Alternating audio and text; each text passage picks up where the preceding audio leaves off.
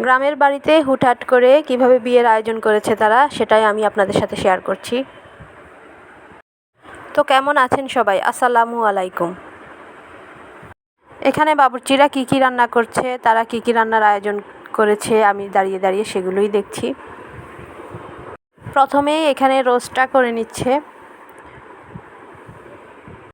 ওনাদের রান্না তো একটু ভিন্ন রকম, ভিন্ন স্বাদের হয়ে থাকে, তো ওনারা কী কী মশলা ব্যবহার করছে, কিভাবে রান্না করছে, আমি সেগুলোই দেখছি। তো এখানে ওনাদের যে রান্নাগুলো শেষ হয়ে গিয়েছে সেগুলো ওনারা নামিয়ে এক সাইডে রেখে দিচ্ছে। এখানে ওনাদের রোস্ট রান্না করাটা হয়ে গিয়েছে, এখন ওনারা এখানে চিংড়ি মাছের দো পেঁয়াজু করবে। তো চিংড়ি মাছের দো পেঁয়াজুটাও হয়ে গিয়েছে। এরপর এখানে খাসির মাংস করা হয়েছে, এখানে গরুর মাংস করা হয়েছে।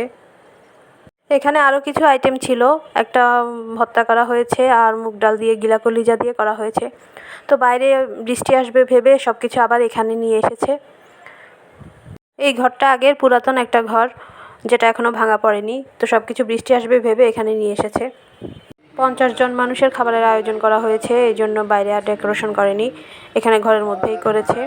তো ঘরের ভিতর করাতে একটু হিবিজিবি হয়ে গিয়েছে হাঁটা চলার। তোর মাথা পুরো সামনে চলে আসছে। এখানে বিয়ে পড়ানো হচ্ছে, মোনাজাত করছে সবাই।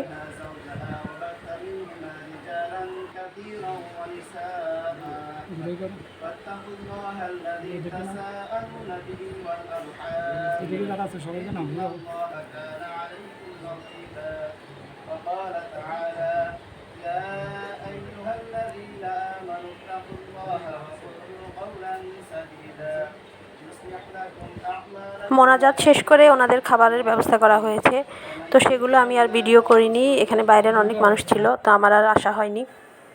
এরপর সবার শেষে আমরা খেতে বসেছি, এখানে মেয়ের শ্বশুরবাড়ির লোকজন আর আমরা সবাই মিলে একসাথে খেতে বসেছি। ঘরের ভিতরে করাতে অনেক হিবিজিবি ছিল, যার কারণে আমি রেডিও হতে পারিনি, আমি আমার চুলটা পর্যন্ত আঁচড়াতে পারিনি। তো যেভাবে ছিলাম সেভাবেই খেতে বসে পড়েছি। আমরা আবার ঢাকায় ব্যাক করব, আমার মেয়ের 16 তারিখ থেকে পরীক্ষা, তো আমরা তাড়াতাড়ি সব কিছু শেষ করে সব কিছু গুছিয়ে নিয়ে এরপর আবার ঢাকায় ব্যাক করার জন্য রওনা দিলাম। তো যাই হোক, সব কিছুর জন্য আলহামদুলিল্লাহ। সব শেষে তাদের দাম্পত্য জীবন যাতে সুখের হয়, দোয়া করি তারা যাতে সবসময় সুখে থাকে। তো আজকের ভিডিওটি এই পর্যন্তই। আল্লাহ হাফেজ।